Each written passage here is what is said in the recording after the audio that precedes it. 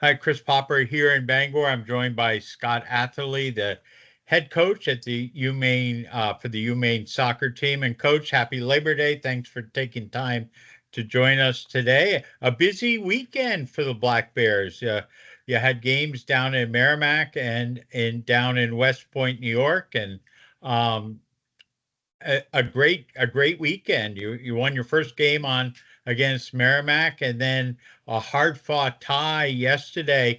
Probably leaving you a little disappointed that you didn't come away with the win. Talk to us about the weekend, if you would. Yeah, it was actually a really great weekend for our team, and we're measuring our season by growth, and there was rapid growth from the Rhode Island game, from BU, in several areas. Both opponents, Merrimack and Army, are difficult to play at their place. With Merrimack, I think we've tied the last 4 years, so to really get a result there was really important. We got off to a really explosive start, scored 2 goals, but they don't go away, and they evened the score. And what I really liked about our team in that game is that we didn't let that upset us, and we came out in the second half, really established ourselves, got a third goal, and it was great for us to be able to manage the game from there. At Army, we actually got off to a really good start in the game, but they're a very, very good opponent. And, they had a lot of the momentum, fairly from the second half of the first half. And they got a great set piece goal.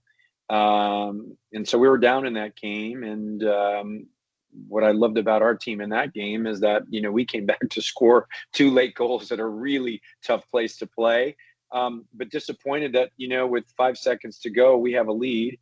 They get a set piece, and it's the third game in a row, Chris, where they've come back in the last minute of the game, closing seconds, to get some sort of a result. So full credit to them. I think that's what makes them a very talented team. They're 4-1, so 4-1-1 now. So many great takeaways for us. We scored 5 goals on the weekend, and for us, that's huge. And really starting to see some really individual players emerge. I watched part of the second half yesterday, and I actually saw both goals on ESPN Plus, and um, a couple really nifty goals. I mean, the header for the tying goal, and then a beautiful rocket for the second goal, and one of the players hit an absolute rocket. I mean, it should have been the third goal off the crossbar. And it's just obviously that's the way the breaks go. But you were able to take advantage of the fact that you had an 11-on-10 advantage because Army had a red card. Yeah, and that was something, what I give a lot of credit to our players. Was 15 minutes left and we're down, and we changed to a back three, and we're a lot more aggressive to just say, hey, we've got nothing to lose, and we got the first one, and then we went back to our original structure, and then got another one 3 minutes later. And I really like that about our team, and I keep telling them this is so important, to have this quality, this resiliency in the game, and not be unsettled by setbacks, and to really get those chances. We hit the post 3 times in the game, and so Julie hit one on a set piece. Nico hit one on a crossbar, and then there was one other. So we hit the post 3 times. And for our team, we've talked about being aggressive in the area, in the goal area, and we have been in the last 2 games, and I'm thrilled about that. Yeah, I mean, you can't score if you don't shoot, and to have the soccer gods will make those balls come just under the crossbar the more you shoot. But that's pretty amazing to hit the crossbar 3 times yesterday. Um, uh, Grace, a fantastic game and goal. I mean, they are proving to be your starting keeper. I mean, they've played all the games so far. Yeah, I think one of the areas and this isn't on Grace, this is a collective thing. We've given up 9 goals on the season, and that's very uncharacteristic for us. And That's a systemic issue. Right. This past weekend, 3 of the 4 goals we gave away were on set pieces.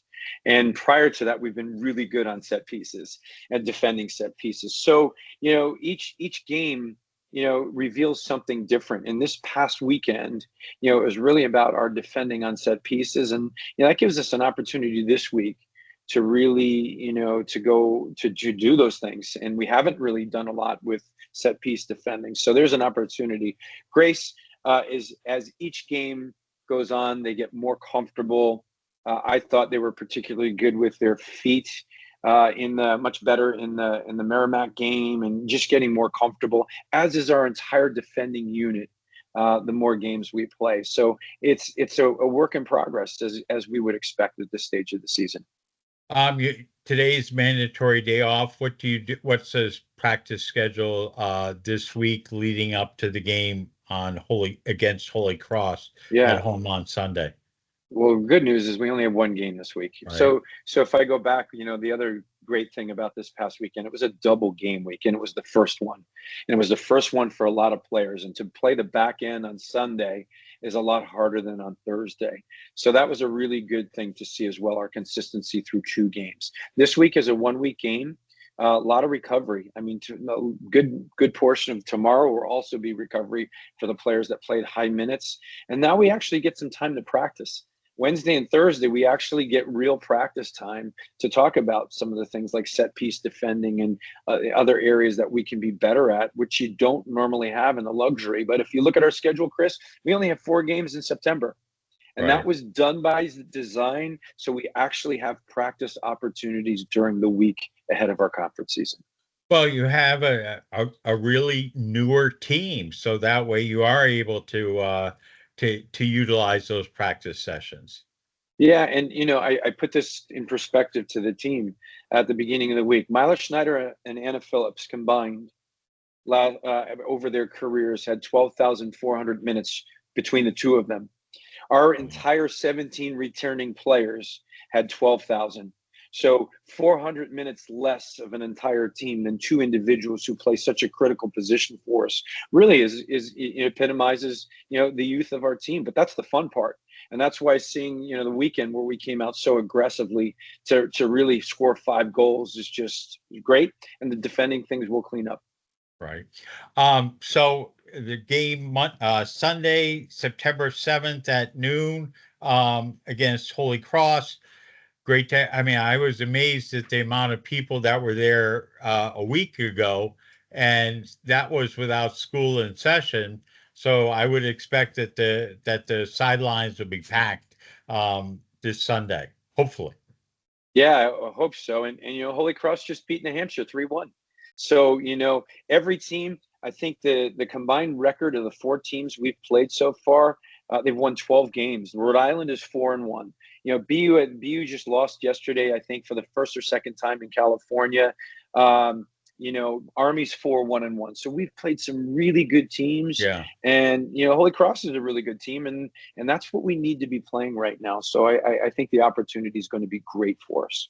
And this week, of course, everybody starts school for real. Kind of had the bridge and kind of had the early bit, but now everybody's got full course load along with practices. So that makes everything a little bit more challenging.